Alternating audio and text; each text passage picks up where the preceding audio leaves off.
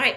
Well, thank you everyone for tuning in to today's Lunch and Learn. We're being presented by the Health and Wellness Committee for the International Clarinet Association. If you're just joining us, go ahead and in the chat window, just drop where are you tuning in from, and then we will have opportunities for questions at a couple of points throughout today's presentation. But if you want to drop it into the chat instead, please feel free to do that. We will be reading those so that Dr. Odrich can answer them in just a little bit. I am so excited to share with you a wealth of knowledge and experience and expertise in Dr. Ron Odrich. Dr. Odrich is a clarinetist, also dentist, periodontist. He's been professor, he's been an author. I believe he's now exploring painting as well. Very multifaceted kind of career. And welcome, Dr. Odrich. Thank you so much for joining us. Well, thank you. Thank you, Catherine. Thank you. Thank Matthew for me, your husband. I had a delightful time with both of you yesterday, getting me through the tunnel of the digital handling stuff, which I'm not terribly good at. But It was our pleasure. well, I'd like to thank you and the folks at ICA and Jessica for this opportunity. It's a privilege, really. I have to note, I noticed today was a big day in my life when I was a child. This happens to be the 82nd anniversary of the day of that action that took place in Omaha Beach, and it brings back a lot of memories, and I'd just like to honor that by mentioning it. I am privileged, I think, in having the opportunity to address some of the things that have occurred to me over the years, and I hope you'll find them interesting. I'll get started with this with the the sound of science. Of course, I have to tip my hat to the January 1966 Simon and Garfunkel hit, which I love that tune. But the sound of science is really especially for honor of inspirational artists, which I've had the privilege of associating with and some of them studying with for over the years. So I have an especially Leonardo there, which is an inside joke, I think, which you'll get from me in a few minutes. Steve Hartman, I see you there. Good to see you. Thank you for coming. Okay. Good to see everybody. Yeah. The sound of science. Well, let's take a look at what that means, actually. If I can get this to work, there we are. These are the sciences that I'm going to be talking about: anatomy, the oral and cranial structures, neurology, physiology, physics, science of sound, and even psychology. And when we get to that point, I'd like you to have down there drag versus opportunity. How to observe problems that we have with the instrument, this daunting instrument, and how we can make opportunities into them by engaging in the autonomic nervous system. I'll be getting to that. What are the clarinet applications that I'll talk about? The anatomy, principally the oral cavity, creating a resonating chamber, the sound in the mouth, the gateway to autonomic nervous system, the Bernoulli's principle, all of these as we get through this discussion. I think they'll all hang together if you'll hang with me, and we get to, let's see, I'm having some resistance to changing. There we go. Here are the topics that I'll be talking about specifically: facial and oral anatomy, structure and function. This will all make the effort to make all of this, and no effort because it's really built into the talk, related to specific clarinet things that we might be interested in.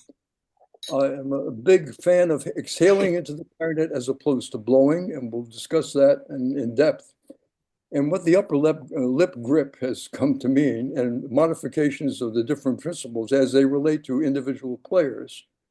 So we'll look at the vibrato also, the terror of the vibrato of some of the classical players, but actually is a way of finding that useful in finding the best classical sounds.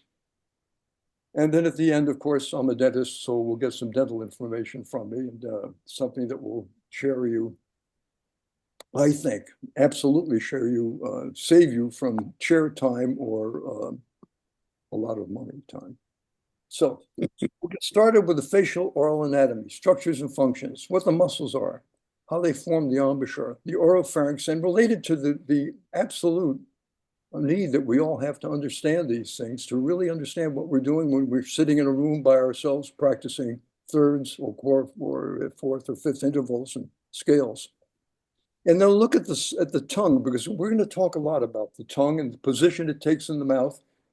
And from my experience, 56 years dealing with a lot of wind players, a lot of woodwind players, I can tell you that the trick that the tongue plays on us many times is something that's a little confounding. It happens to have eight muscles, four intrinsic, four extrinsic. I'll get into that.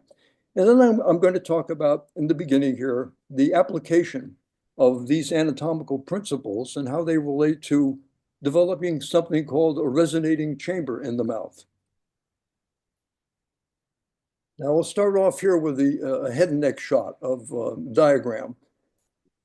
This area where the tongue is, right here, and the area in back of it, the oropharynx, the tongue and oropharynx, are what will meld together to become what I call the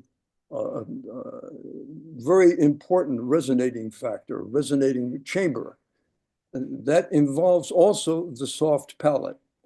And we'll discuss how you can actually control the position of the soft palate, because that's something that you can't do consciously, but you can kind of trick your nervous system into doing it for you. It's an interesting thing. I keep getting this click, which is silly, but let's see. There we are. Here's a diagram. By the way, these are available on the internet, and they're very useful. I mean, the online availability of anatomical detail. This may look a little bit horrendous to most of you, but actually it's very interesting because it shows exactly what the muscles can do to your embouchure. And it wouldn't be so bad for you to get to know them as friends, because a lot of people talk about the zygomaticus major, this one over here, minor, that pulls the medialis, which is the corner of your lip, corner of the both lips, where the orbicularis oris comes around as a kind of a circular muscle. And remember, when we're talking about muscles, and when we talk about breathing and exhalation as opposed to blowing, muscles do two things. They contract and they relax. Right. So when you see a muscle strung up the way the zygomaticus major is, or the risorius or the buccinator, they pull in these directions. They pull up and toward the cheekbone for the major. They pull back here if you're the risorius, the smiling muscle. The orbicularis oris closes around the mouthpiece, and the depressor anguli oris comes and pulls down. And you can tell a lot from the way someone is playing or what kind of embouchure they're using by just knowing these directions. You can tell what's going on in the mouth, because these positions are determinant in terms of what the results will be. And when I speak about the resonating chamber, we'll talk about that. But before we get to that, the tongue, as I said before, has 8 muscles. It has 4 intrinsic and 4 extrinsic. Now, the intrinsic muscles are seen here. You don't have to really know the names of these muscles, but once again, it wouldn't hurt to know them. The 4 intrinsic muscles are the muscles that actually change the shape of the tongue. They determine whether your tongue is going to be curling, whether it's solid, whether it's flat, and it actually changes what the shape is, and that's handled very well. And here we have 4 extrinsic muscles. And this is a diagram of the muscles and where they're attached to the genioglossus, to the mandible, down here to the trachea. And you'll see the muscles here are aligned so that they will pull and push in different directions. And what I'll ask you to do, or to understand what it is when you're placing the tip of the tongue somewhere, why then I think you'll understand why it'd be helpful to know at least what the directions of these actions are. Here we have a cross-section of the space. Well, I'll be talking about the hard palate. That's the upper area of your mouth, which changes in shape from person to person. There's a flat palate. There can be a very high arched palate. There's one that's medium. This is kind of a medium diagram. Here you see the tongue occupying a great space in here. Now, when I talk about the idea that this area can be made available, and you can have a kind of a space in there that I call the resonating space. the resonating chamber, is going to take the place by, actually take this place by moving that tongue. And that's a very, very flexible organ. So you can change the space of it, you can change the size of it. And we're born, fortunately or unfortunately, because we're all the same, but we're all very different in these aspects. Because some people have very large tongues, some small tongues. The combination of space available, the combination of the arch, these are all variables we'll talk about. Now, if we apply these anatomic structures that we saw to form a resonating chamber, you'll get an idea of the space that can be formed, which, remember, as reed players and as single reed players, we have some unique characteristics. I don't know how much they're appreciated, especially the fact that the sound is actually produced in our mouths. That makes it a very, very intimate kind of relationship, kind of like a vocalist, like a singer. However, they're unique in that the sound that is produced in the mouth is contained in the sound that gets into the clarinet. And that's a large issue. It's very different from the flute or trumpet or any other wind instrument that does not have a single or double reed, like the oboe, bassoon, English horn, clarinet. Having the sound in the mouth does a couple of things. First of all, we as clarinetists, we just don't deliver to the clarinet wind, we just deliver a homemade sound, actually. And it does affect what some people don't believe, but it does affect, trust me, it does affect the sound that is eminent, that comes out of the clarinet. So it's got to do with your oral structure. And there's a way of using it to advantage, which we'll talk about. Now, the oral pharynx, that space behind the mouth, it coalesces with the mouth and the tongue to create this resonating chamber where the sound is creating. And I'll be going over this and over this many times. The fact that it starts in the oral cavity makes it a very special kind of arrangement for us. If you take a look at the tongue, as you can see here, it occupies a large space. If you can get that tongue down to this area, if we can see, the hard palate is bone, the soft palate posteriorly sitting on the top of the back of our tongues can be lifted reflexly. Kind of fool your body into doing it. We'll talk about that. But if you can open up that space, look at the chamber you can make. Now, any noise in a chamber like that is going to be different from one with no chamber. If there's a very, very small space, you're going to get a different sound. So if you were to take this, and I made this diagram here, it's rather crude, but if you can get the tongue to come down, depressing the tongue and curling the upper lip back, and we'll talk about this. And that's really key. The upper lip curled and pulling against the upper front teeth in this kind of way. I'm going to do that while I'm talking. And I'm not going to make my sound different in my voice, but if I do that, as I pull my lip back, you can hear what's happening to my voice. All that's doing is raising the soft palate by this reaction. Now, double lip players kind of get that, but you can never get the kind of raise in the soft palate that you will if you keep your teeth on the mouthpiece. And that's why I'm a fan of single lip, and pull back with your upper front teeth. And we'll have clinical examples of that later on. Interestingly, I think the person who really got the way this feels, and I very strongly feel that in teaching people or in communicating with each other, the most important part of that is not putting what where, but is in getting a feel from what you do, and getting a feeling of what it feels like in your mouth to create this kind of an environment for a different kind of sound. So what I'm saying is, if you can curl your upper teeth against your upper front teeth and pull back using risorius and the auricularis and other muscles, flatly back and sometimes even pulling down a bit, you will get a large resonating chamber, which makes an absolute difference in the sound. And the person who described that feeling was Gigliotti, Anthony Gigliotti, the wonderful clarinetist and teacher, and Daniel Bernard student, who talked about feeling as if you're playing with a stifled yawn. Now, if I try to demonstrate that to you right now without a clarinet in my mouth, I will yawn. I'm probably the only lecturer in the world who is very happy when he sees his audience yawning, because actually that's the verification of the fact that this really does work, and it triggers. Luckily, when you have a clarinet in your mouth, and I don't have an answer for this, there's no tendency to yawn, but you can feel that feeling in the back of your mouth as you play and as you drop the sound of the clarinet, and that affects the sound that gets into the mouthpiece and into the tube. Okay, so much for the stifle yawn.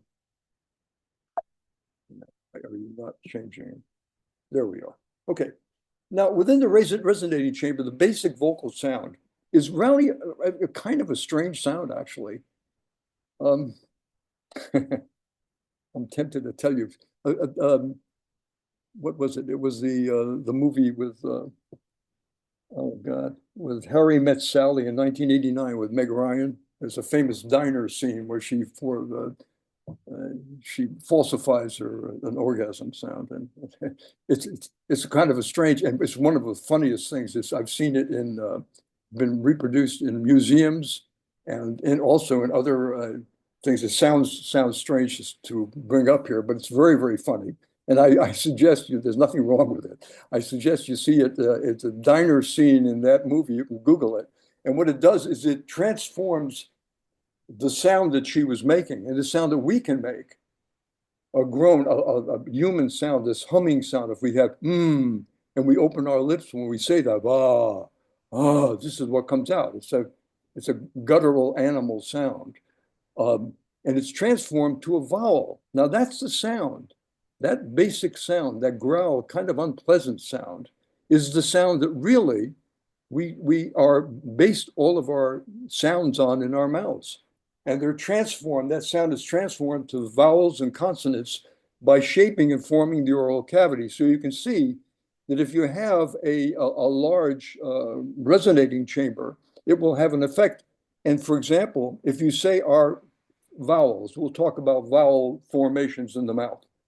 A, E, I, O, U. That's interesting because that basic sound is that sound coming to you from the vocal cords. The difference between us and that, clarinet players that is the fact that we can form that sound into A, E, I, O, U and consonants. And we're constantly doing that. So it's very helpful to know exactly where all that comes from. Now, if you're shaping the basic vocal cord sound, that with the open lips, the basic groan, and form it into words, you're doing that by positioning and taking the tongue into a particular position for each one of those sounds, which absolutely affects the way our musical sound sounds. So in speech and musical sound, the musculature and mucosal surfaces of the oral cavity shape the clarinet sound much the same way words are formed and lyrics are sung. The vibrating reed creates the clarinet sound in the mouth.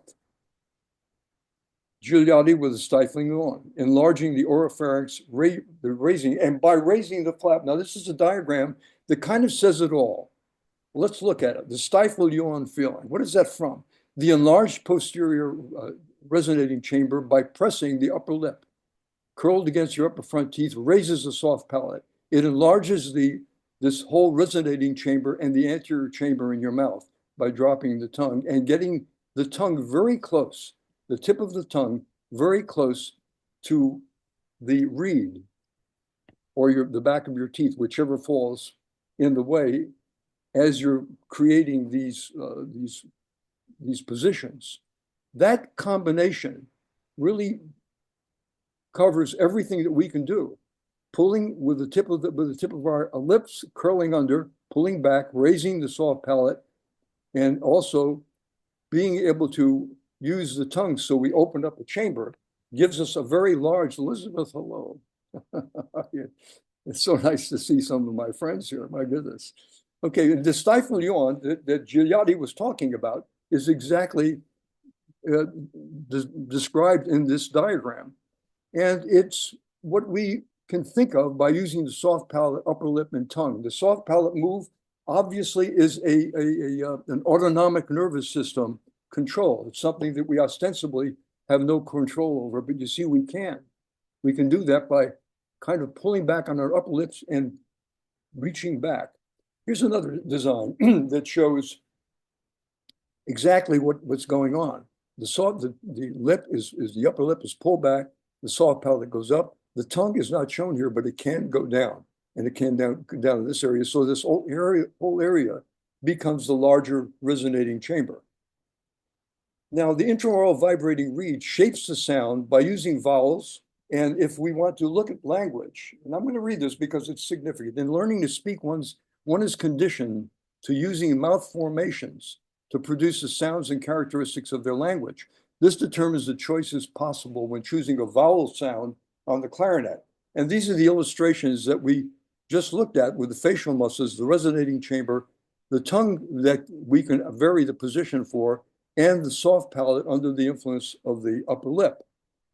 Now, the vowel sounds, interesting, vary from language to language. We talk about the French sound, the German sound, the Italian sound, the American sound, perhaps exaggeratedly, but however, there is a basis for that. For example, the French sound, the umlaut, Bob Marcellus used to say, put the E over O, oo, oo.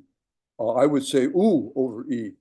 And the American sound is A-E-I-O-U. And interestingly, in the American sound, and this happens to be us, if we were saying A-E-I-O-U as a vowel, remember that A is a diphthong. There are two sounds there, A-E. I is also a diphthong, two sounds, I, and U are E-U. And that makes a difference in the way you form a sound, and also would form a tone inside your mouth. Now, interestingly, in Italian, something I know something about, all of the vowels are pure, if you want to call them that. O, E, A, O. Let me try that again. A, E, I, O, U. A, E, I, O, U. They're not combined. So an Italian player is going to get a slightly different sound from a French player. I mean, we would expect that, unless they're consciously trying to change that, which can be done. But it's an interesting observation. The vowel to try for me is woo, woo. I know the Italian school is very big on this. My friend Corrado Giuffredi is a marvelous clarinist, and everything that he talks about is woo, and even double tonguing. It's not digga digga, it's duga duga duga duga. And if you take the woo sound and put an E on top of it, you're making the kind of sound that is like the French umlaut, but not quite. It's woo, woo. And if you do that on the clarinet without vocalizing, you're going to notice that there are intraoral and extraoral, your vibration, the burden, the bones in your skull and will vibrate. And that's the sign of resonance that you want to have in your clarinet sound. And it does, in fact, do that. The quality of sound is determined, therefore, I think, by the size and form of the resonating chamber, the vowel, and the degree to which the column of air is squeezed. And we're going to talk about the position of the tongue as it creates an increased velocity. Remember, it's the velocity of the air going through into the clarinet that makes the reed vibrate at whatever volume. Now I'm going to talk about breath and breathing. This is a fascinating area because it's going to sound like it's going far afield for clarinetists, but it's not. If we can gain access to the parasympathetic nervous system, we have an autonomic nervous system. That's something autonomic, which means that we don't have any control over it, but it's not really true. In recent years, yogics, many years ago, yogics and gurus who practice this kind of thing can actually get to the point where they can control the heart rate to the point of stopping the heart temporarily and getting it started. This has been laboratory tested and proven. So in the autonomic nervous system, we have two branches, the sympathetic and the parasympathetic, and it affects us in our playing in a very significant way. The sympathetic nervous system is the fight or flight or freeze, and that's controlled by centers in our brain called the amygdala. There are two, one on each side. And the parasympathetic, which is the rest and digest. Now, the amygdala kind of fools us in our current day-to-day lives and in our attempts to play the clarinet. Why? Because our amygdala is it's a frightened guy. It's the person who's going to be the alarm system. And when there were lions at the cave door, it worked very well. However, today, when there are interpretations made to things that happen to us. They can fire off and get us very frightened, and have a lot of anxiety and nervousness, whereas we can get into the parasympathetic nervous system, where it's the rest and digest, where your heart rate is down, where the blood pressure goes down. And how do you do that? You do that by breathing in a certain way. If you can, and you can, take a deep breath and just exhale very, very slowly through pursed lips, which will make it easier. You're automatically in the parasympathetic nervous system. Now, this is something we do all the time. Does it sound familiar? Take a deep breath and let the air out very slowly. We do that daily. We sit in a room and we practice the clarinet scales or long tones or whatever, but we're doing exactly what it takes to get into the parasympathetic nervous system with one point that has to be made, and that is it's how you blow or exhale. So telling people to blow into the clarinet gets you into the sympathetic nervous system, and exhaling into the clarinet, which we'll go into, actually gets you into the parasympathetic nervous system, which is where we want to be. So let's look down at the bottom here. Slow exhales trigger getting into the good nervous system, that is the parasympathetic nervous system. So we can breathe to get access into the autonomic nervous system in a way that will avoid the fight, flight, or freeze and the amygdala circle and get into the rest or digest. So it opens the door. You see, something that we've been doing all of our lives actually can open the door to the autonomic nervous system. One of the ways is to pull back with your upper lip on your upper teeth. And I'm not changing my voice. You may think I do, but when I do that, it automatically lifts the uvula way up in the soft palate, which opens up that whole area. And so the autonomic nervous system can be opened. And it's ironically, I think, for clarinet, it's just something where wind players, something that we skirt around every day, every time we pick up the clarinet. It's how you exhale. I'm going to borrow some information from my good friend, Bob Marcellus. He used to say, inflate the balloon, take a deep breath. That's fine. That deep breath, and this has been laboratory documented, that deep breath, inhale, gets you in the bad system, into the sympathetic nervous system, but it's countermanded by the amount of exhale that you do. So the balance is in the exhale into the parasympathetic nervous system. Why am I telling you all this stuff? As clarinetists, it's something that we know and we act through every single day. And if we blow into the clarinet, as we're taught, blow out the candle, blow across the piece of paper so the Bernoulli principle will raise it in the air, we're doing ourselves a little bit of harm. If we can take a deep breath, and number two, sit on expanded torso rather, and exhale. That's a way of playing and singing, I'm sure, that will get us into a deeper sounding, more relaxed, and certainly a more benevolent feeling playing when we're practicing. And practicing can be fun. And actually, this is the way to do it. And I'll tell you a little story about it later on with a friend of mine, Eddie Daniels, who showed this to me years and years ago without knowing it, but it was quite a lesson. So with no pressure at all, if you take a deep breath and you just sit on that kind of feeling and just let the elasticity of your intercostal muscles and your abdominal muscles relax, because that's what muscles do. They stretch, they contract, and then relax.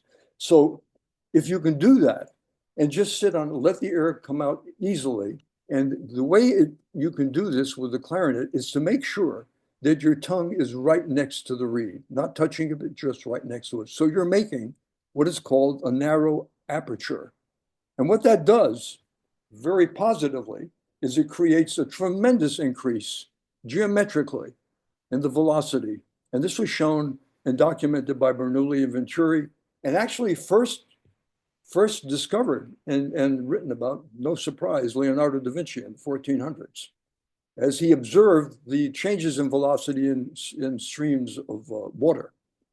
So let there be no restriction of the airflow from the abdomen, not the abdomen, but the abdomen, and to the tip of the tongue. The tip of the tongue will give you what I call the parasympathetic sound. That's a very, very distinct feeling. If there's no obstruction between the abdomen and the tip of the tongue, there's a constant feeling of constant flowing as opposed to blowing. And it's a different feeling practicing long tones or scales or anything. So you get what I would call a parasympathetic sound, which I think is very, very, very useful. So slow exhale. Good morning, Rhea. Slow exhale and parasympathetic nervous system is where we belong. The forceful blowing is not where we want to be. Look at the tea kettle. Tea kettle builds up some steam, no pun intended, but it builds up a tremendous amount of steam and then blows through that thing that will wake up anyone. So in a sense, it's analogous to posterior chamber, anterior chamber, and you're blowing hard and making a very bad sympathetic sound, if you forgive me. So forceful blowing actually leads us into the sympathetic nervous system, which it's not just that we're in a different system, it's that system, and we talk about the nerve that's involved in this called vagus nerve, which affects us all. And I beg you to really be aware of this because it's extraordinarily important. The sympathetic nervous system gets us our blood pressure up. It gets the heart rate up. It gets us to contract our muscles. It's not where you want to be when you're playing a wind instrument or singing. So blowing and inhaling trigger the sympathetic nervous system and trigger the fight or flight or freeze. Freeze meaning you just drop and make believe you're dead because the lion's after you. But exhaling slowly triggers the parasympathetic nervous system to rest and digest. And how is this done? There's this very important nerve in our bodies, the vagus nerve. And we'll talk about that. So if you slowly exhale as you're playing, you're in the parasympathetic nervous system, and it opens the door to a much more relaxed approach. Now, the proof of what happens is not any mystery, actually. All you have to do is leave the same current of water coming through your hose, and when you put your finger on that aperture and make it very small, look at what happens. Actually, it's kind of counterintuitive, but actually it's been measured. The pressure goes way down, but all of that energy is transferred to the force of and is expressed itself by velocity. So if your thumb here is very much like your tongue over the aperture in the mouth, and the tip of the tongue this is what it's doing to the airstream. And that's what's so benevolent in terms of getting a pure legato and a beautiful connection between notes, what Bob Marcellus spoke about, playing between the notes, what that does at any volume.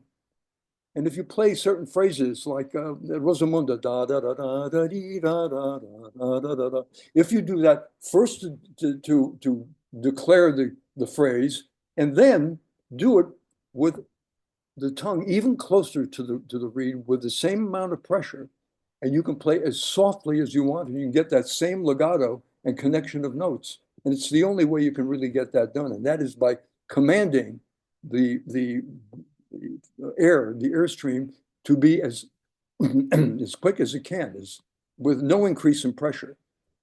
That's, yes, indeed, very sympathetic, very parasympathetic. So the autonomic nervous system is where we belong down here in the parasympathetic. Now look at the vagus nerve. The vagus nerve is what we live by. It is the longest nerve in the body. It goes from the brain right down to the very bottom of the abdomen.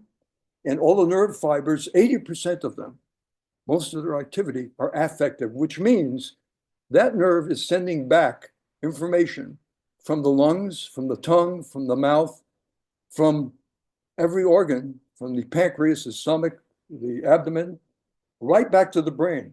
And they bring sensations to the brain. Now, what happens is when the brain has that information, it sends back 10%, 20% sends back command. It's like the command center. Heart, slow it down. Blood pressure, go down. Stomach, get out of being in a knot. Whatever it does, it is communicating constantly. And it's what it's called controls the homeostasis. It's the 10th cranial nerve. It's very long. It has sympathetic and parasympathetic branches. We want to only deal with this guy over here, the sympathetic, not the, forgive me. We want to deal with the parasympathetic, not the sympathetic. I must be somewhat in the sympathetic brain right now. It's, I suppose, because I'm talking. Okay. So here we have the regulation. It regulates the parasympathetic regulates respiration, heart rate, digestion, heart gulp, as does the sympathetic. We want to stay away from that. We want to get away from the amygdala. And it affects, because it affects everything that we have, and we want it to be in the best way. Now, what are we dealing with the amygdala when we're playing? Well, it's part of the limbic system. That's that alarm system that we have on both sides of the brain. It tells us when there's a cave at the door. It's a fear response. And now, after eons of evolution, it's probably the reason why we're here, because we survive, because there is a mechanism that we have that tells us how to act when we're in danger. Problem is that the amygdala never got over it, and it never talks to another part of our brain called the prefrontal cortex. That part of the brain, up in the upper left anterior part of our brain, right up here, is the part that's executive and says, you know, that E flat instead of an E is not a lion at your door. So, you know, this is not anything for you to be suddenly upset about, but you're having the same reaction. You're feeling anxious, your heart is getting a little faster, and you're feeling remorseful and angry. This is what happens when we misjudge exactly what's going on. There's a whole cognitive behavior therapy which presents alternative choices, which tells you to look at what your reaction is, note the reaction, kind of name it, and then ask yourself, is that the right action? If the boss looked at you cross-eyed, that doesn't mean you're going to lose your you'll lose your job. If you played the wrong note, it doesn't mean the world is going to end. If you drop a blot of ink on your manuscript, it's a lot of ink on the manuscript. It's not a lion at the gate. And what you can do, if you do that and enter yourself by breathing into the parasympathetic nervous system, you can get yourself to be a lot calmer and actually more reasonable. And I have a story I'm going to tell you about this very close friend of mine, Eddie Daniels. If you're listening, I'm going to use it. It was alarming and absolutely amazing to me. And it was many, many years ago when we were doing our clarinetting stuff in the kitchen of my house, and the families had visited, and they'd gone out, and we were doing our usual, try this mouthpiece, try that, A-Bing everything. And while I was A-Bing one of the clarinet setups, I played the initial phrase of the F minor Brahms sonata. Dee-da-da, dee-da-da, da-da-da. And it has that incredible leap of intervals. And it's a good test to find out if everything is covering well, or if you're getting an outfit that you really like. At that point, Eddie, who's a phenomenal clarinetist and my very dearest friend, stopped me. He was almost violent. He held up his hand and said, stop, stop, stop. And I had to stand there. And it would seem like an hour. It must have been no more than 15 minutes, but it was 15 minutes of watching Eddie Daniels, who people had told me before we became friends, there's a guy who really knows how to practice. And I watched something that was completely spontaneous. As far as he was concerned, I could see I was gone. He was just staring ahead of himself, and he played these intervals very, very slowly until he got a perfect connection between each one of the notes. And then when he did that, he came back and said, okay, I've got it. Now, there is a stimulus. If his amygdala had told him there's a lion at the gate, he probably wouldn't have done this. If instead he looked at this, which he did automatically, some people do this naturally, and I don't think I can ask him, Eddie, if you're there, I'll ask him when we're talking. If he was really conscious of doing that, I don't think so, because they had a spontaneous reaction, stopped, and got into this groove that he was in. And he was demonstrating exactly what we're talking about, getting into the parasympathetic nervous system area, not lamenting, not having a reaction over the fact that he could not do something on the clarinet, which obviously turns him off.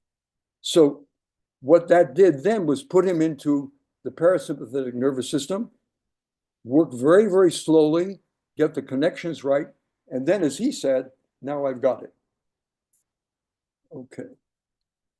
So the method to engage the parasympathetic nervous system is simply by exhaling into the clarinet, not blowing.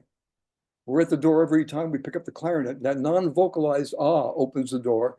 When it's non-vocalized and is just a stream of air with a resonating chamber that's enlarged, and with a volume of air that goes through a very, very narrow aperture. And when we talk about aerodynamic principles, we'll illustrate exactly what that means and how it's done.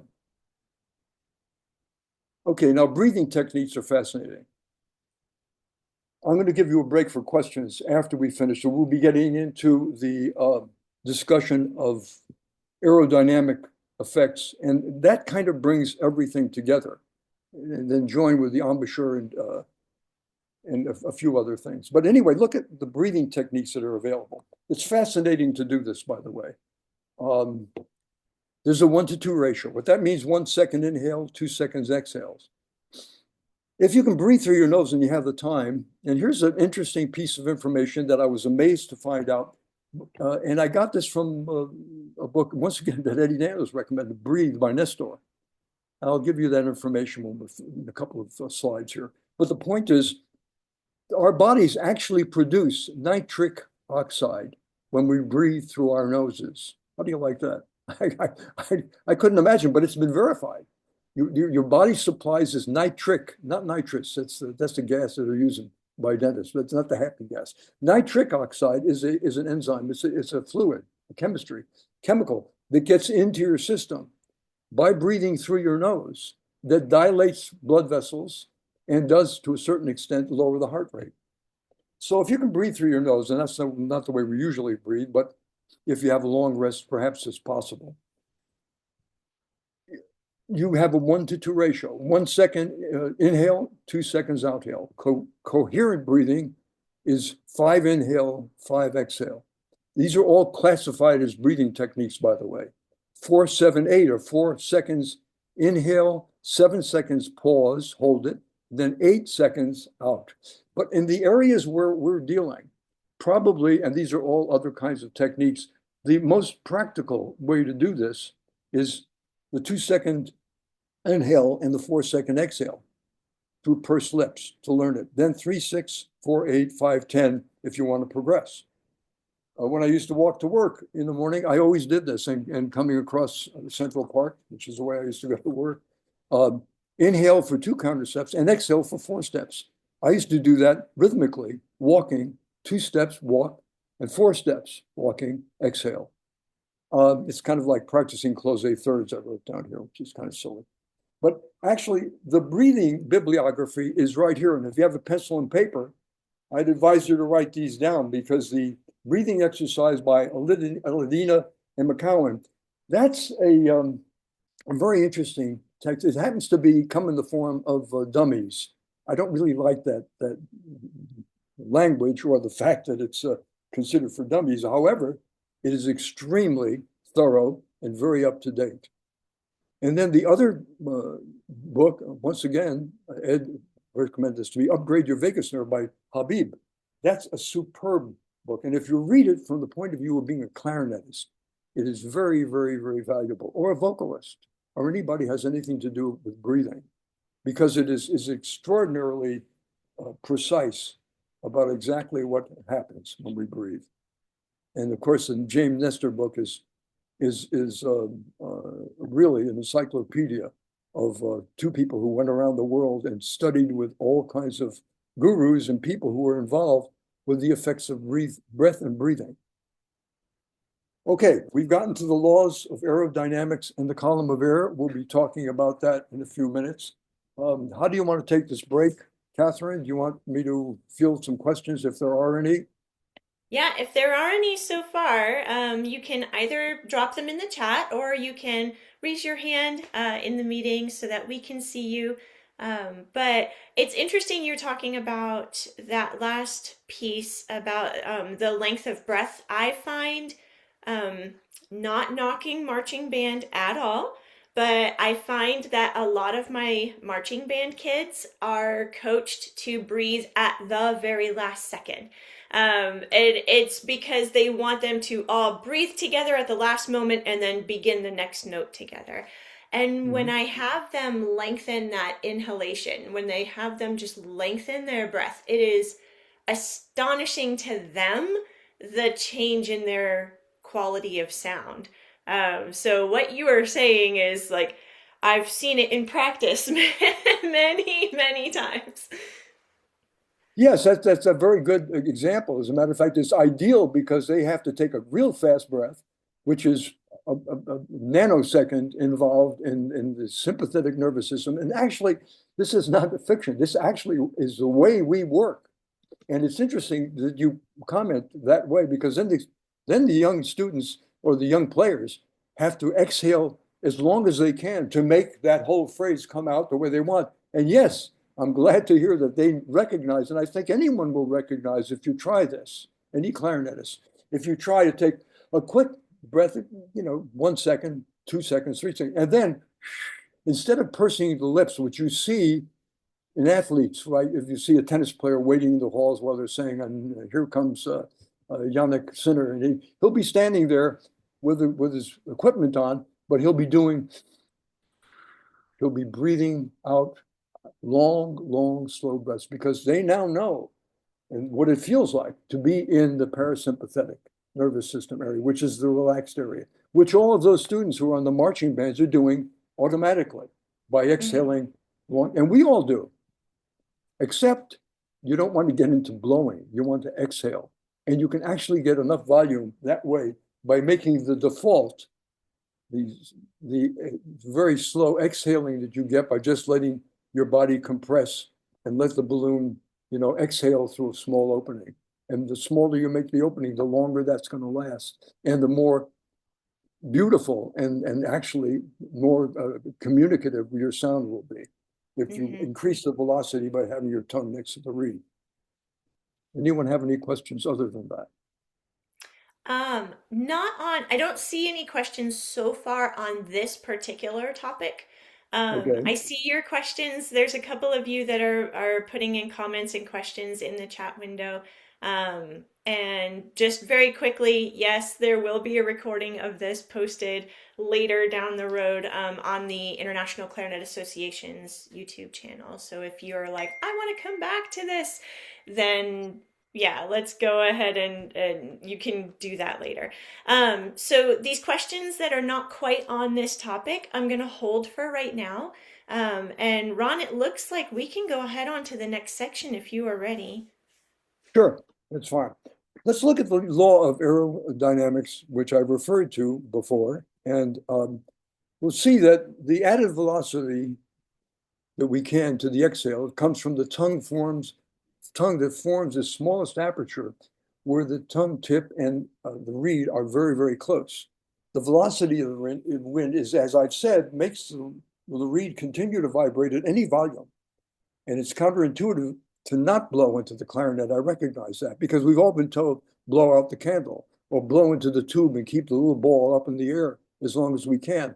That's counterintuitive. That's counterproductive, actually, because exhaling into the clarinet is much more efficient and much more effective. So the rules of aerodynamics explain why that happens. So who established these laws and when? Good question. Leonardo. Not this one, that's Lenny, but this guy, Leonardo da Vinci, in 1450, 1470, 1480, is the person who actually first recognized this differential, this relationship between the fact of the larger dimension volume, the same pressure, and the velocity increasing when there is a narrowing of the exit of that stream, whether it be it water or air. So what he concluded was the smaller the dimension of the passage, the greater the velocity of the fluid. Now, what he did was interesting. He probably used the Venetian factories and areas where they played with glass. He had an oxen heart manufactured in glass, and he noticed the flow of fluids by using water and sand, so he could see the flow of the fluid and its velocity go from one atrium into a ventricle through a valve, and noticed and came to this conclusion: the smaller the dimension of the passage, the greater the velocity of the fluid. So here we are, somebody who knew about this in the 1400s, which is really a long time for us to be around. This was published and noted in several publications. So you get a Leonardo sound. How to exhale into the clarinet, squeeze the air column with the tip of the tongue. Now here is the work that Bernoulli did. And there is a video that shows this with the actual movement of the granules in the fluid. If you want to make it like the mouth, you have a posterior chamber, anterior chamber, oropharynx, and mouth, and your tongue right against, practically against the reed. As these fluids, as the air or the liquid flows through, you see a tremendous boost from here, very much like the stream of water out of the tube of garden hose. So the velocity is increased as the cross-sectional area decreases. And that's got to do with the laws governing fluid dynamics. But the important thing for us to know is this is the way it happens. The basic principle is that attaining the optimum air velocity is essential for us clarinetists if we want to sound the best we can, as Catherine's students noticed. I mean, and it is remarkable that there is such a big difference. And I'm sure it makes a big difference in vocalizing also. So then there was Daniel Bernoulli, who is quoted very often. And what he did was demonstrated with the Venturi meter. And these are the works that were done in laboratories to prove exactly what Leonardo knew from watching a stream go down and into a narrower stricture. So the Venturi meter establishes once and for all that when there is a diminution in the size of the aperture and the flow of fluid or air, there is an increased velocity and pressure differential here, as shown on this side, on the other side of the flow, showing that there is much less pressure in this flow, but the velocity has increased.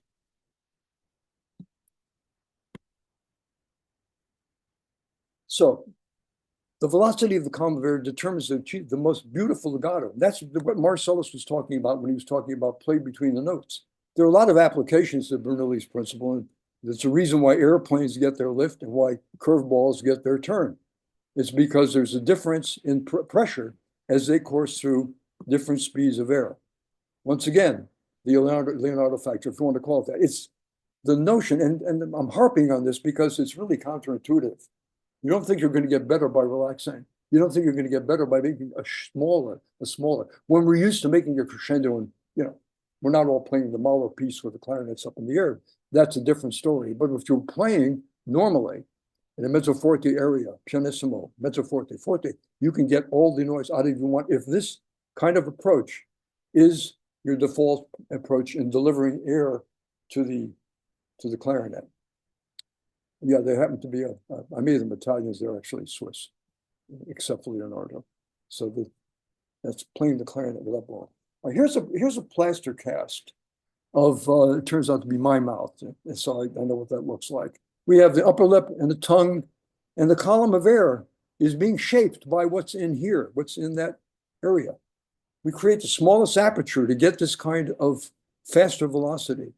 Now, if you look inside the mouth, and that's my mouth.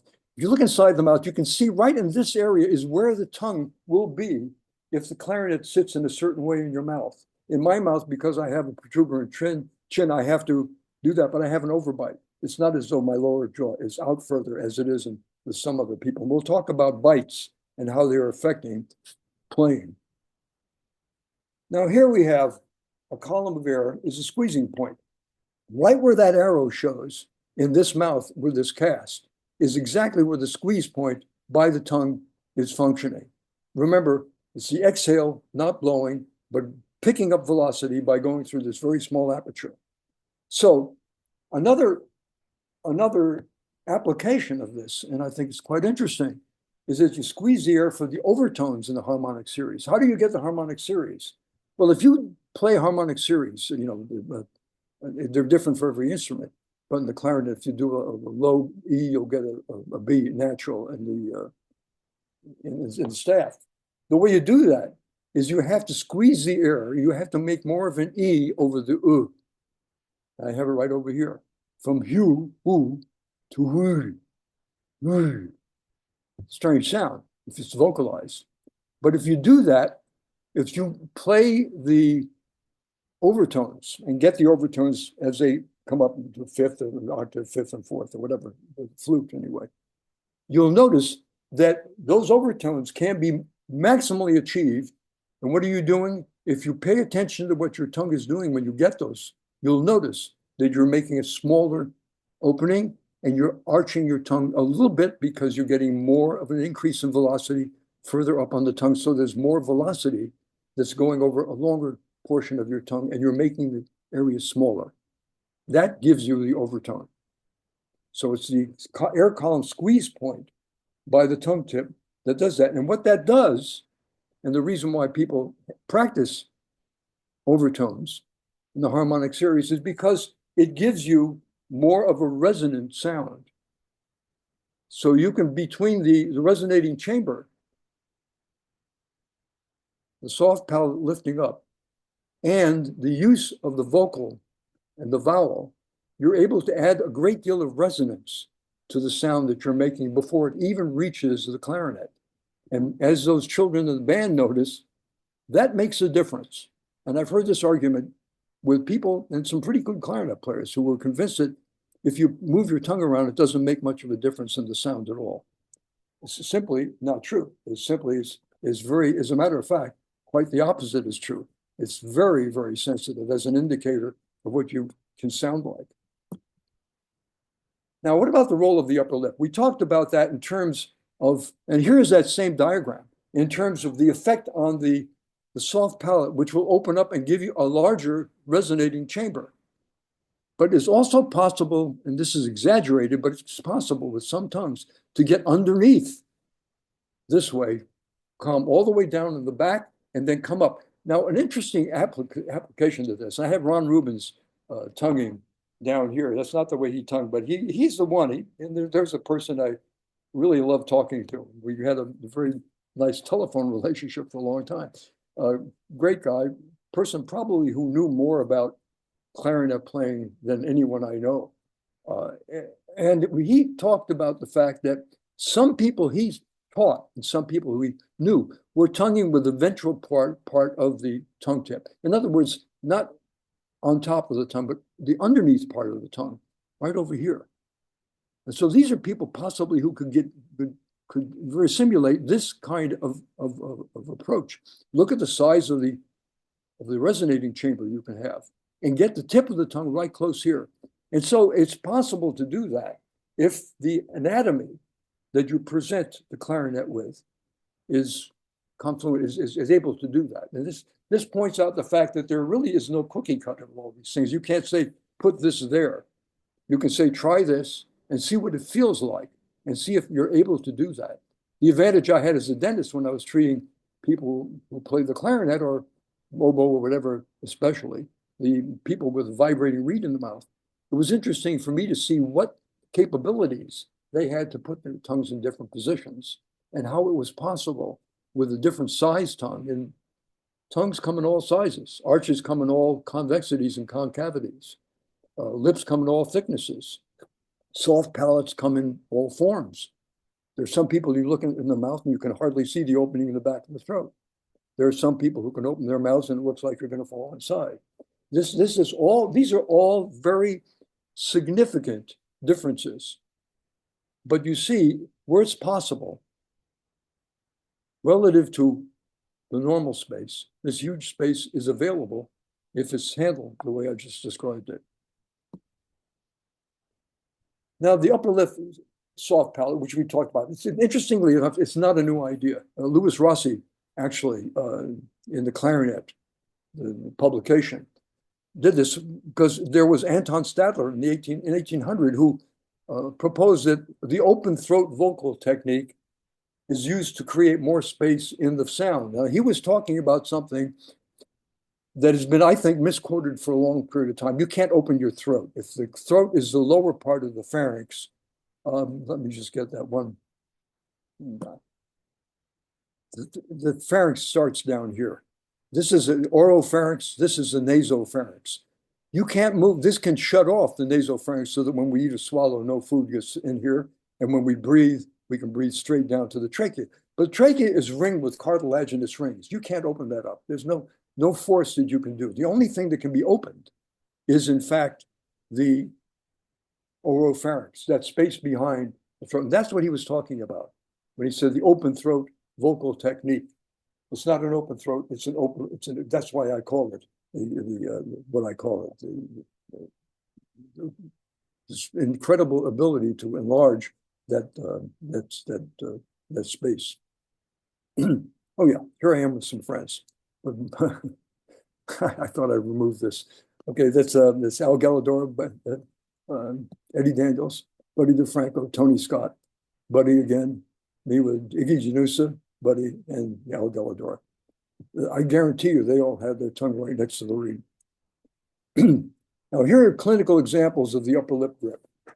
People you'll recognize. This is, it's just okay to use this. I happen to have studied with Marcellus and Bonnard and Dave Weber and Kel Opperman, so I kind of am using these. They're beautifully wonderful clarinetists. Take a good look at their lips. This is Bob Marcellus, as he was a little older from the time that I knew him, from 50 to 53. You can see the modilus is down. The jaw is pulled back. The upper lip is bunched. Here's Bob before. I think he was still with the National Symphony. That was when I got to know him down in Washington, D.C., and I studied with him from 50 to 53. But this is where the upper lip kind of just rested on the upper things. Things happened dentally with Bob, and he had to, in his playing, change what the upper lip did. And we used to have conversations about this, and he confided in me, told me, he said that as a result, he really felt that the upper lip was a much more important lip, the upper lip, than the lower lip in playing the clarinet. And I think what he got there, he got an additional bit of darkness and openness and largeness to his sound, and it was different. And of course, it had to do with the equipment he was using, but it also had to do with the lip pressure pulling back and the soft palate raising and getting a larger resonating chamber. Here we see Jerry Mulligan, whose lip just flopped on top. He was a saxophone player, played very good clarinet. And here's one of his friends with an upper lip curled. Here's Charlie Parker. Take a look at that upper lip. Look at Bonnard. Straight back, nothing up coming in the corners there. Straight back, Rosarius and buccinator muscles. And as a matter of fact, angled a little bit down. Buddy DeFranco, same thing. Bunched upper lip. You can see it pronounced here.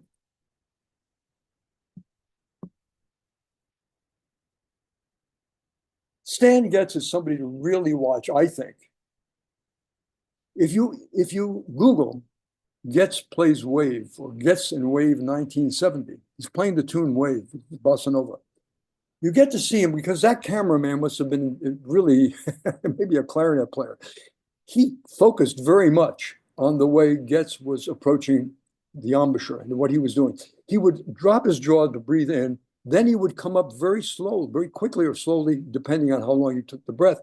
And you could see the lower lip coming up just to caress the upper lip. But the upper lip was really, I mean, a lot of people thought that Stan played with a double lip. Here's an angle taken from here. You can see that upper lip with a modilus in his instance going down, which is, by the way James Abato played, not like this, but you could see that there was a downward pull.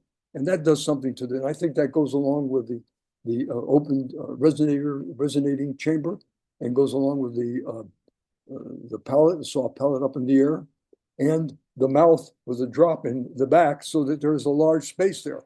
Take a look at it in profile. That upper lip is way over. It's not something that's bunched up at all. But look what happens when he practically swallows the mouthpiece. Very interesting guy in terms of sound he got. And here's Fred Kempelowski, a dear friend, and you can see he passed away recently, very sadly.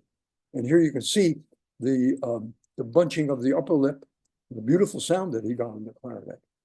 But that's the way he played all the time. We played together quite a bit. Oh, I thought I got rid of this. I didn't. Totally. Here I am with telling him, just listen to me, of course. There I am with Buddy DeFranco, Eddie Daniels, Gary Foster. And there I am as a cellist at a very young age. That's why I all started out with my brother Jim playing piano. Okay, let's get back to the clarinet.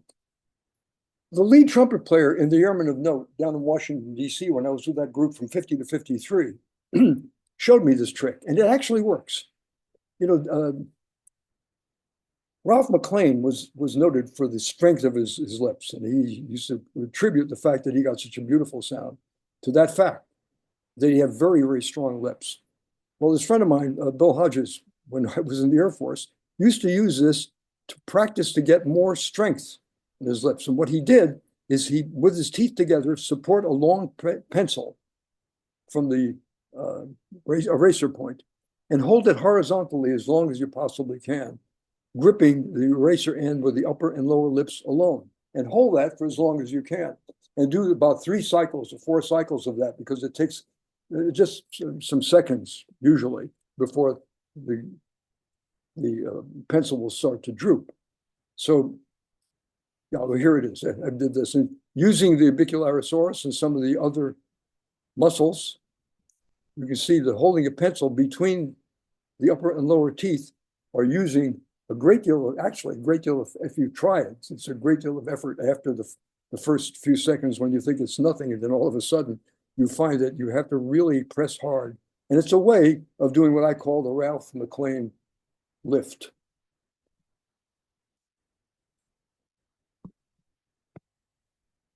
So, a quick review. We talked about anatomy, about creating a resonating chamber, about shaping the sound in the mouth, about breathing, slow exhaling, and getting ourselves into the, and this is part of the neurologic discussion here, getting ourselves into the parasympathetic nervous system. Blowing is out, exhaling is in, and the aerodynamics show us exactly how that works.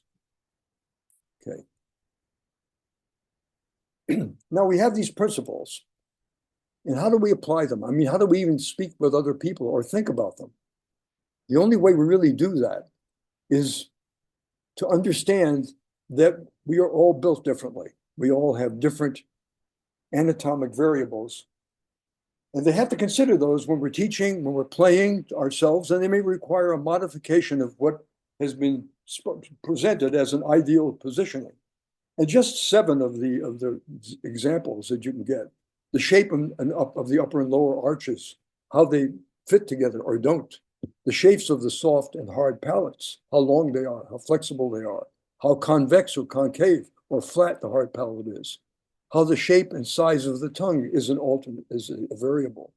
The type of bite, and we'll take a look at some diagrams to talk about that. And the shape and thickness of the lips, of course, it's got a lot to do with how the reed vibrates, and the shape of the chin, which is kind of indicative in some people of being able to get a clarinet in one position or not. And we have normal, protruding, or receding chins. So what can we do? We can follow the outlines of principles that we've talked about today.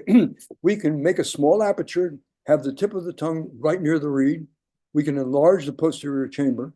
We can use the upper lip to get the palate, to raise the soft palate, and we exhale into the clarinet. That's a whole nother system. It's a system, if you're not using these principles, that will be different. Now, I made this kind of a bollocks looking thing that says, it's a schemata that shows when the air comes in to the posterior chamber and gets into the mouth space. If you have a very large tongue and you can't make that drop that comes all the way down, here's one of the variabilities. You're going to have to use the upper portion of the anterior part of the tip to get as close as you can to the tip of the reed, because you can't, this person can't get the tip of the mouth, of the tongue right up in that area. So this is a variable that works. It's a little different. It'll get a little different sound depending on whether his hard palate or her hard palate is up in the air or whether it's flat and really squeezes the space. So these are some of the upper variables. Of course, here, the upper lip, regardless of size or strength, can pull against the teeth. The variable here is the flexibility and length of the soft palate.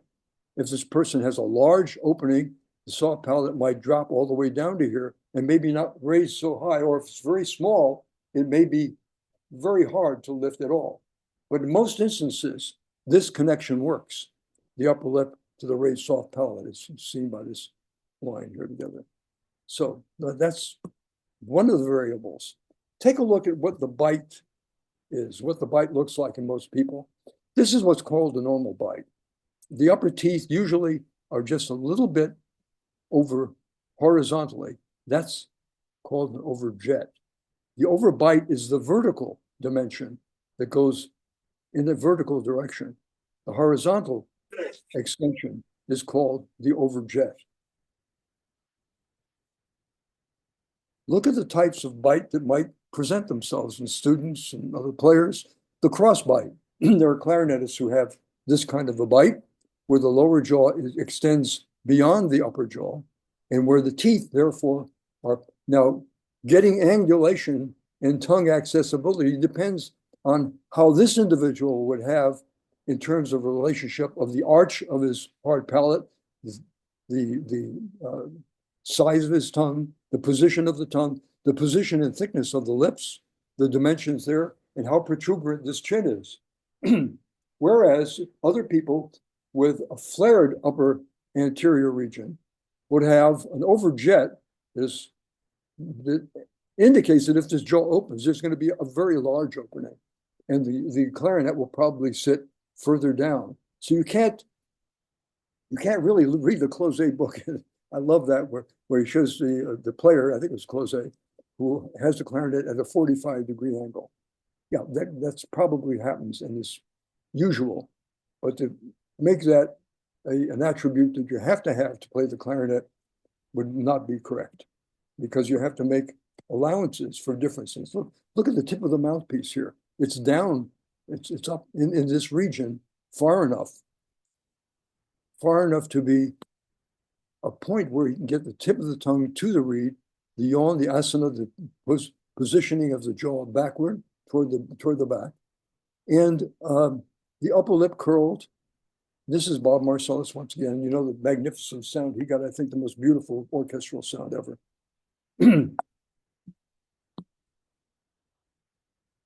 My instance, a chin that's protuberant, like Cyrano's nose, it precedes my profile by a few millimeters, maybe more. But if I try to get a clarinet into my mouth, I have an overbite and an overjet. I have to slide it and kind of rest it against this area if I want this angulation. I never know either. I never know. Pardon me.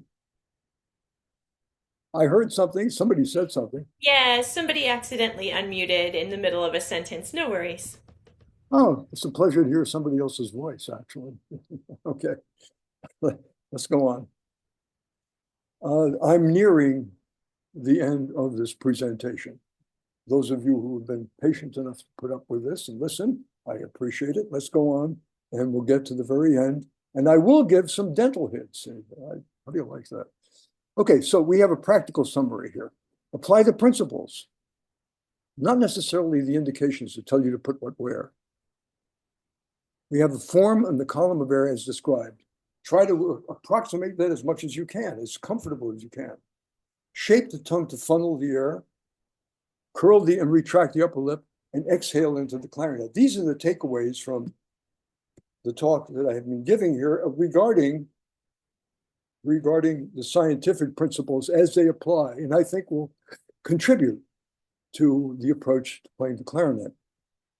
Now, this is a funny thing for me because a lot of people feel very adamant about use of vibrato, non-use of vibrato, but I like the vibrato, and I don't use it all the time, but there's a way of using the vibrato, and it's the most unlikely way, and that is by playing it and learning and practicing it and using it as a tool to get your most resonant sound.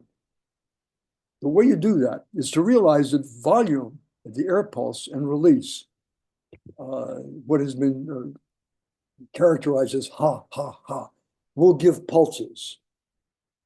The pitch vibrato is the slight pinch of the jaw or the lip and release, which changes the pitch.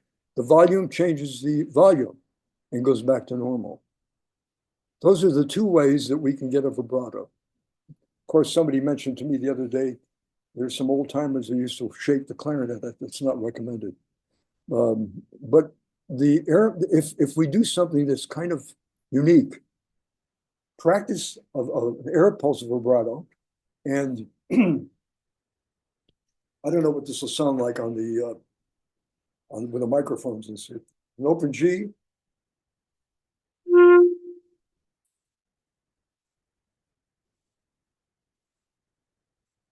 the pulse vibrato, the volume vibrato. The pitch vibrato, you'll see, gets sharp and flatter. As we know in the clarinet, when you blow into the clarinet and you blow harder, it gets flatter. It's the opposite of what happens with the flute. But with the clarinet, as we increase the volume and make a crescendo, there's a tendency to get flat. So you should hear that in this, the volume vibrato.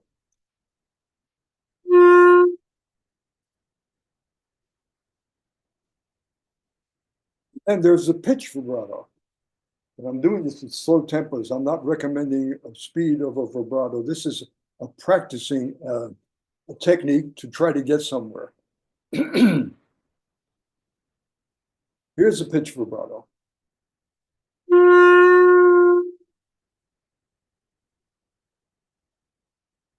Now that can vary, and it varies. Ron, would you turn your sopranos very often?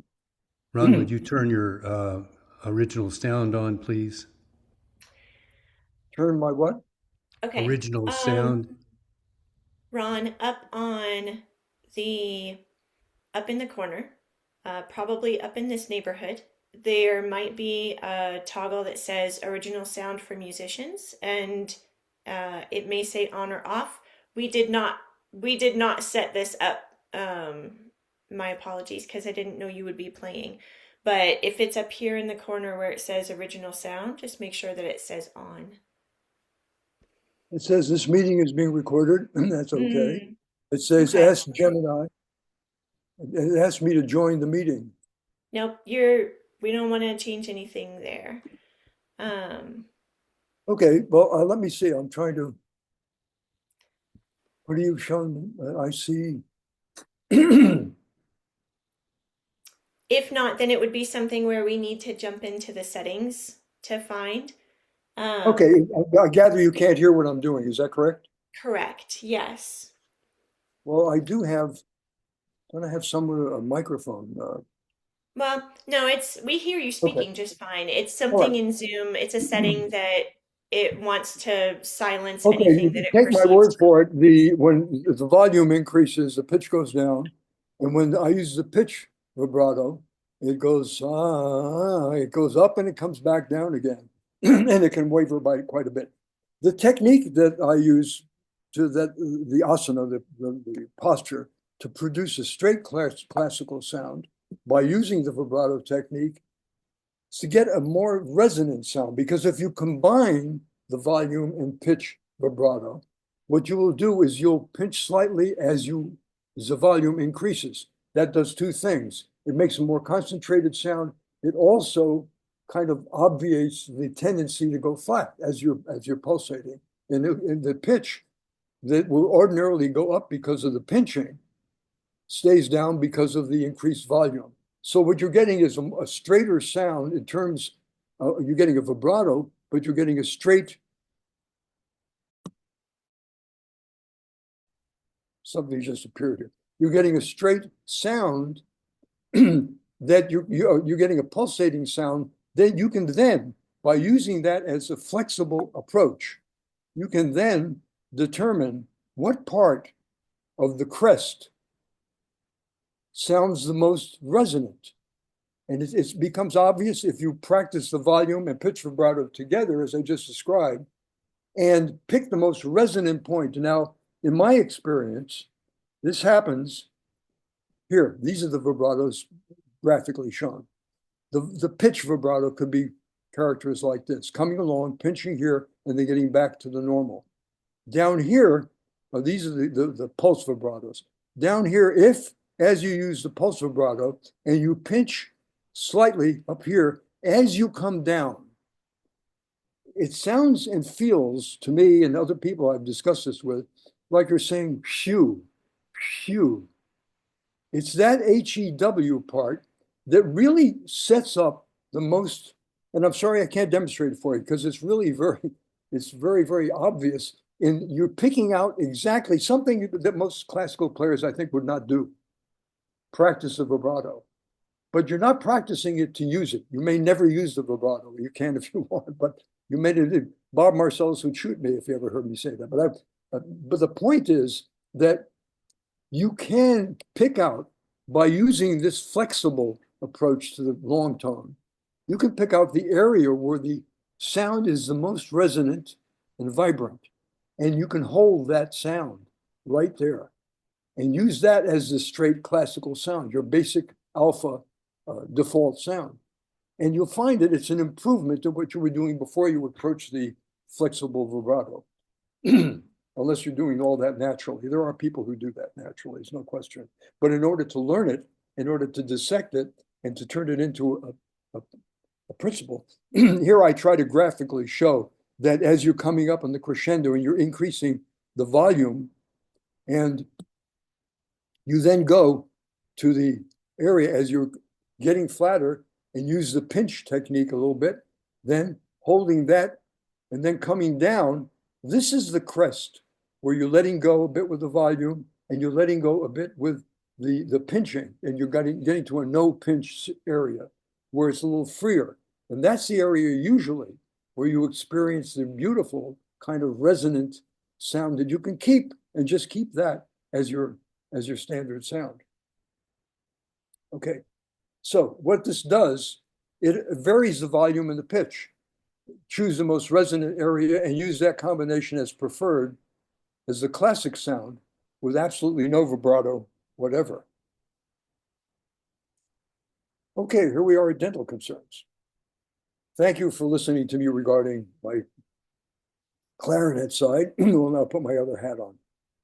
I'm going to tell you something that I used to tell dentists, and I did a little bit of lecturing, actually a lot, but my view was always not well received, because I promised that if anyone followed what I was talking about and really did it assiduously, and I have 56 years of having people do it, and it works, they get rid of both major dental diseases, periodontal disease and caries, decay.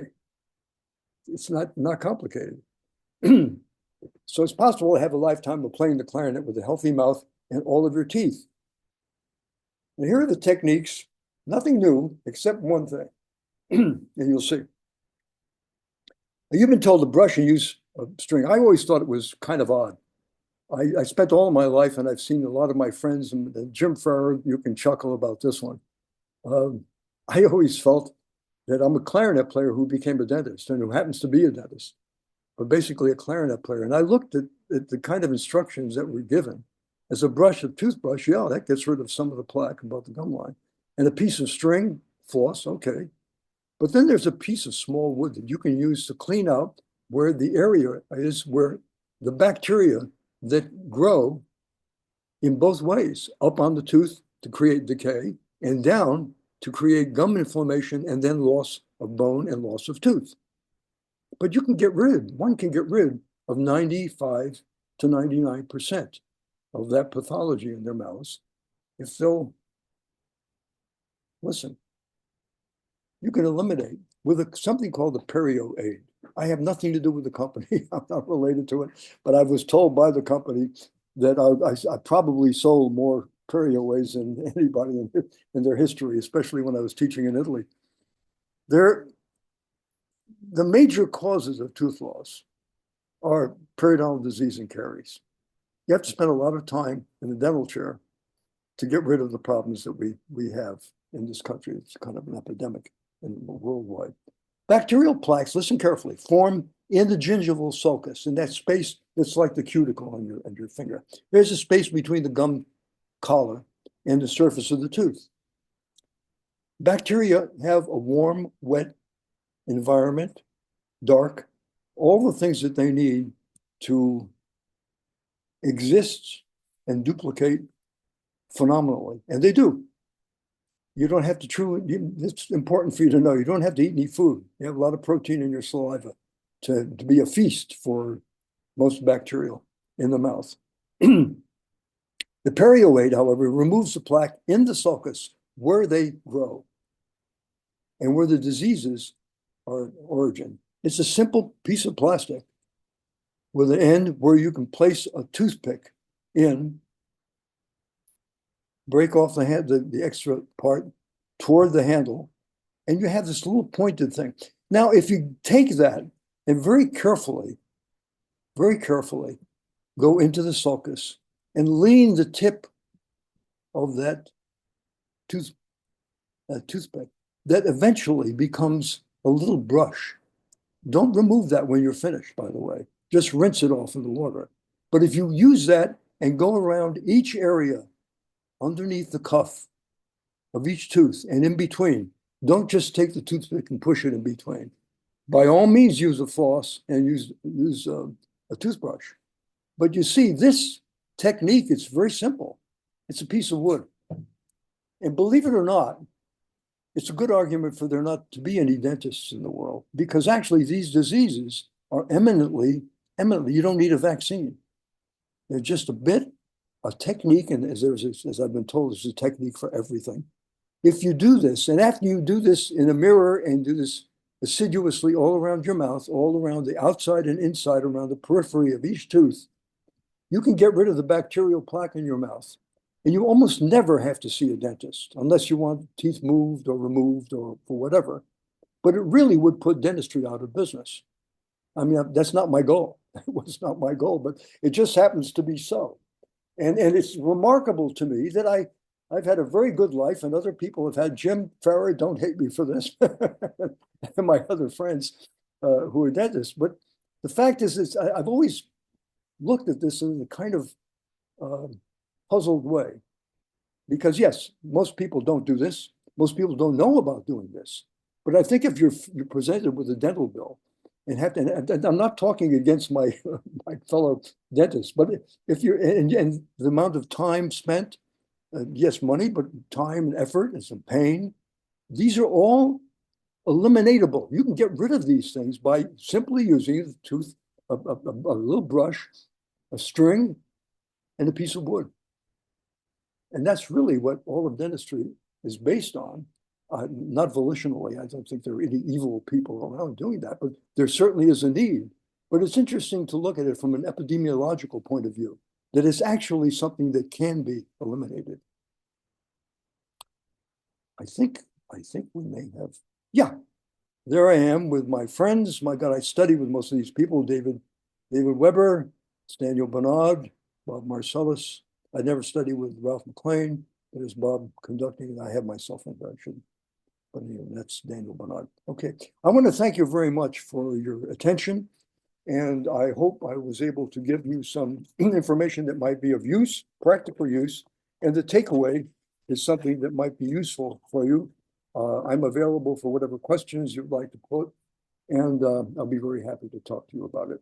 Thank you very much, though, for listening to me.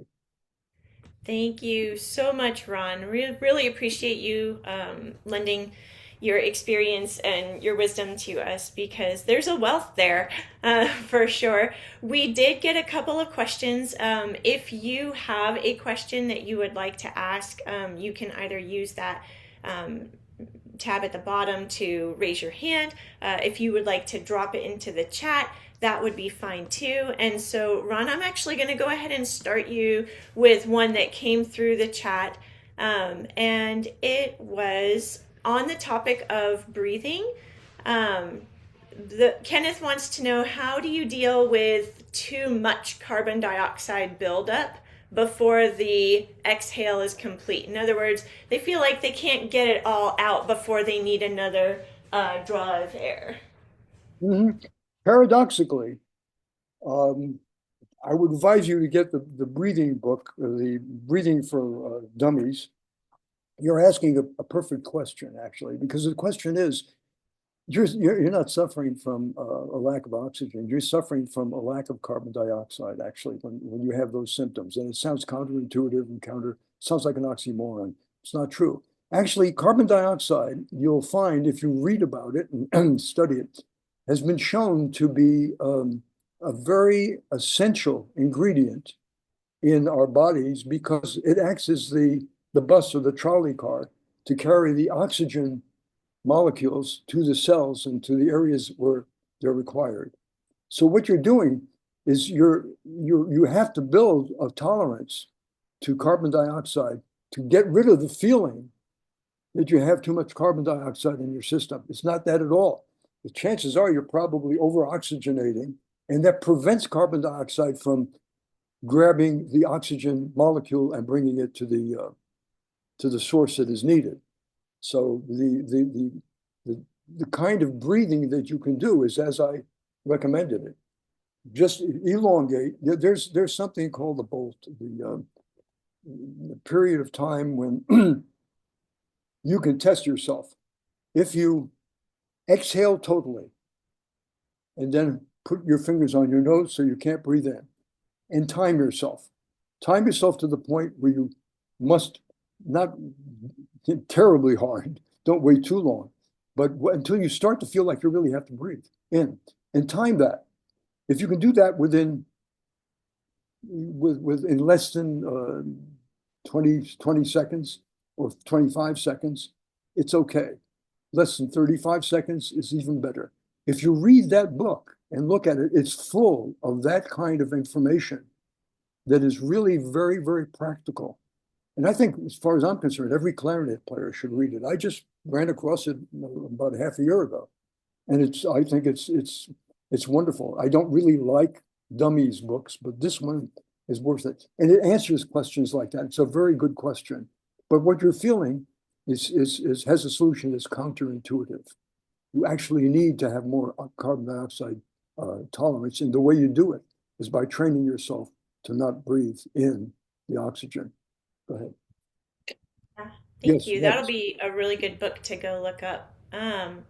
Okay, so we have a question from Matthew. How does having a tongue tie affect clarinet playing, particularly the tone production and obviously the articulation?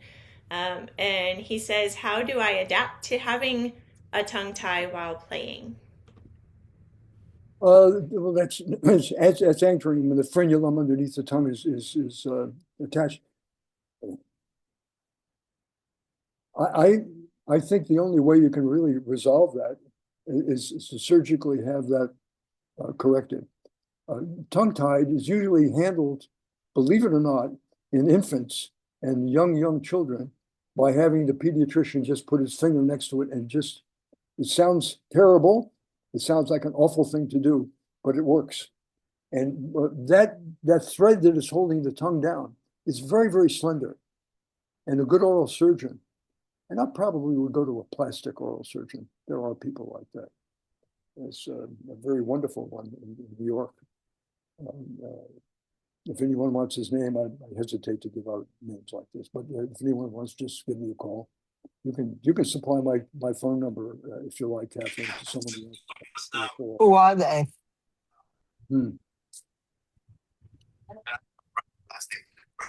Oh, sorry. Why are they Oh, I think that was an accidental unmute. Okay, so we do have another question. I have a series of questions that are somewhat related. They're going to get more about the relationship with the medical provider, with the dental provider. But the first one kind of gets us into that. Colin says that he's on the verge of losing a tooth right next to his two bottom front teeth. Oh, Colin, I'm sorry. That's no fun. He says, if I do lose it, will it affect my clarinet playing? You're talking about the two lower front teeth that are being lost. Is that what the question is about? One to the side of the two center, it sounds like. Is that, I have to know which tooth it is. Is that the canine, the cuspid, or is that the incisor? Is it one of there are four small teeth in the very front, right? Those are called incisors. There are larger teeth with a tip usually. They're kind of fangish looking, if you will. And those are cuspids. They're two very, very different things. If you're losing a cuspid down there, it's a serious matter. If you're losing the two lower front teeth or a lateral incisor or two, that can be handled in such a way that depending upon the amount of bone that is left, it can be handled by an extraction, an implant, some implant of some bone material, then a healing period, and then an implant can be placed in those areas where you have that kind of a problem. Does that answer the question? I mean, I can't hear you now. I don't hear you anymore, Kathy. Yes, he says yes. Thank you. You're welcome. That answered his question. Okay, and then there's another one that just popped in that's kind of going back to anatomical, like how do I cope? Um, the question comes from Sierra. It says, I'm curious how these palate anatomy adaptations for clarinet would affect someone who anchor tongues, specifically for someone with an uncorrected tongue thrust who speaks with an anchor tongue as well. Wow, that's a big question, Sierra. It sounds like Yeah, I we don't could know that spend a I'm while on qualified. that. Yeah. Well, it seems to me that there are people who handle speech problems who will probably be more qualified to answer that kind of a question. I mean, if you have a tongue thrust, there are exercises that can be done. I don't know that that would necessarily, tongue thrust would necessarily be, it depends on the size of the tongue. It depends on the interdental space between the upper and lower arch.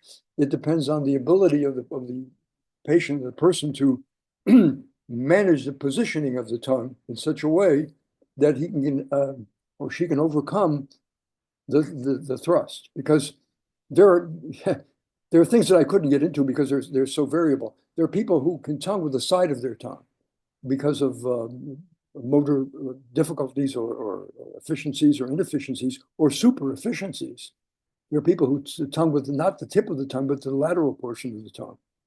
And anchor tonguing, just as I understand it, just means having the tip of your tongue sitting in the back of your lower front teeth and tonguing by pushing the pivoting on the tip of the tongue, sitting in back of the front teeth and doing this with your tongue. So you're tonguing against, there are people who could tongue very well that way.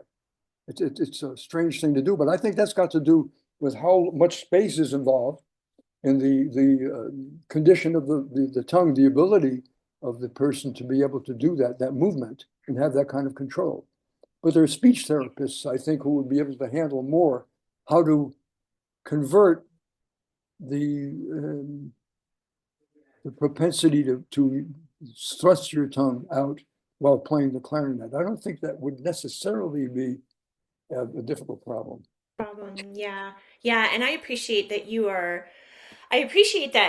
in thinking about that, you are taking into consideration the multiple variables, right? It's not just the Absolutely. one thing.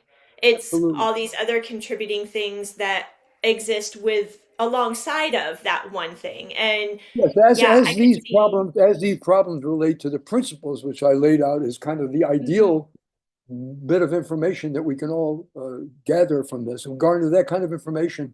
And it doesn't mean that you must do this with your tongue. It means that you have to adapt the principle to whatever you have, whatever you bring to the problem. And that really is a crucial point here. Yeah. Yeah. Matthew says that his dentist tells him that he needs braces in the very near future. Matthew is a teenager, and he says that he's nervous and wondering what the impacts are on putting on braces and playing. Before we let Dr. Odrich answer it, Matthew, I will tell you, I've had lots and lots of students that have had braces put on.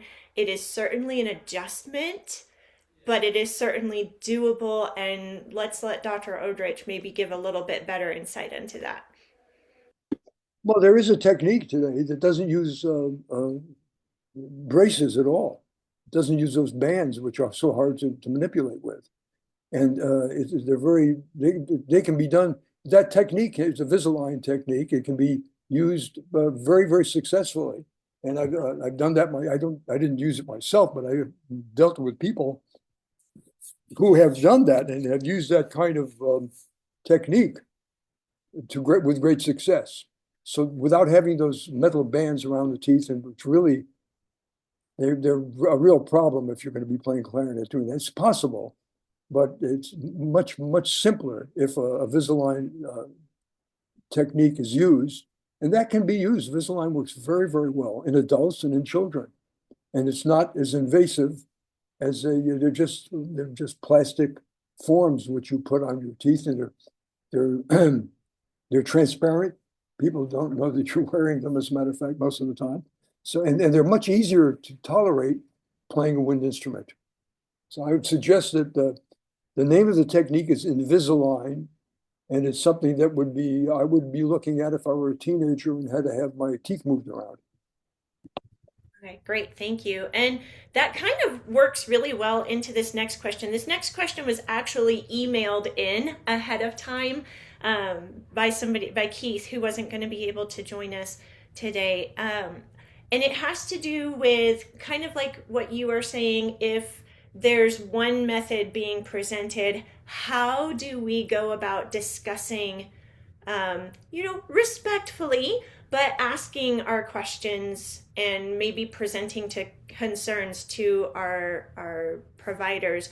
Keith says he wanted to ask how we as musicians should approach oral surgeons regarding wisdom teeth surgeries when there is a risk of complication. So he had a surgery in which the surgeon didn't do a consulting appointment, and insisted just that he knew better.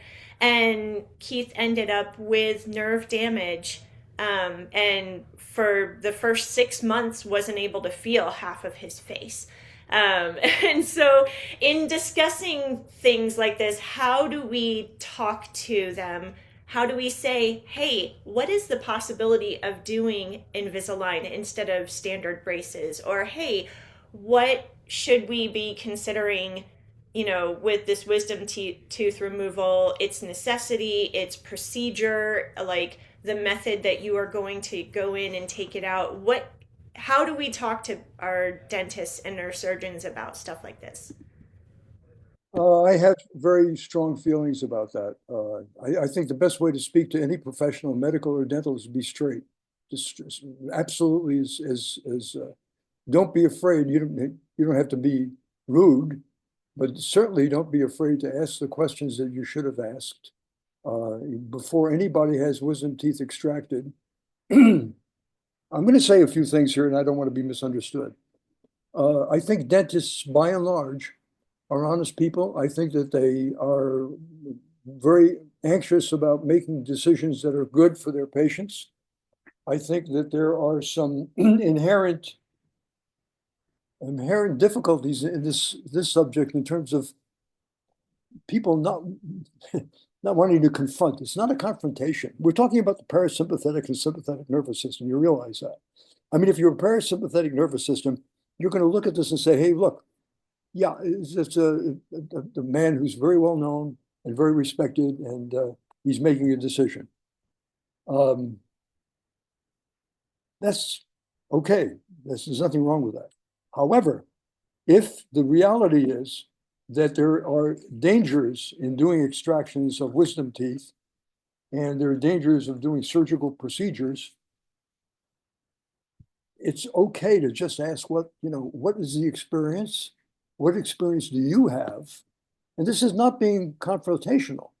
I welcome that kind of thing as a professional, and I think most people do. And I think Jim Farrar, who's a superb dentist and he's a good friend of mine, happens to be here. I know he would be nodding his head in absolute affirmation. You don't have to be rude, but you can assert yourself by saying, what is the information for this? Especially if you're a clarinet player and somebody's going to be extracting a wisdom tooth. We all know, all dentists know, that there's a danger many times in injuring the nerve and destroying any feeling that will come back, if some comes back at all, by doing the procedure. So before anybody has anything done like that, you should know what the risks are. You should know what the statistics are. You should know what the experience of the dentist is, and be very, very selective in terms of submitting to recommended procedures if you don't have all the information. And other consultations could be in order. I think I have a prejudice for periodontists. I am a periodontist, and if there's always a feeling, I think, without maligning any of my professional brethren, if you're trained as an oral surgeon, you're going to see surgery needed. This has been statistically verified. It's not me. But if you're trained to do a certain procedure, then that's what you begin to see very often as the right way to do it. And it's not always true, because there are honest prejudices which are built into our educational system, which manifest themselves this way. So I think that in order to really do yourself or patients taking care of the patient's needs, I think that a straight talk is always the best. And if there's a question in your mind, if you're having any procedure, medical or dental, done, by all means get other opinions. And there are any number of problems. I don't want to malign our medical system or dental system, but there are a lot of statistics that show that there are a lot of mistakes made medically and dentally, especially in hospitals, rather alarmingly. And but so you have to be your own advocate. You have to be able and not worry about. You don't have to attack, but you should be able to speak confidentially with good information and politely. Why is this being done? What are the dangers? Can you show me where the nerve is? Can I show this to somebody else? Let me have the x-rays, for example, perfect example. A lot of people don't know this, but those x-rays technically and legally and justly belong to the patient. So if someone takes a series of x-rays on you, a scan, for example, which is done, then what you do is you can have those scans transferred and just done electronically today as a routine to any other person you want to see, or you can have possession of those because technically and legally they are they're your rights. That's what you have. So this is not a rant against professionals. What it is a rant for patients to politely, correctly ask all the questions you can and be informed. Be very informed before you decide that you're going to have a molar taken. A lot of people feel molars should come out because they're third molars. I've seen that and I've heard that. It's not so. There are people who live a very happy life and have their third molars sitting back there. I'm not one of them, but there are people like that. Okay. Any other questions you have?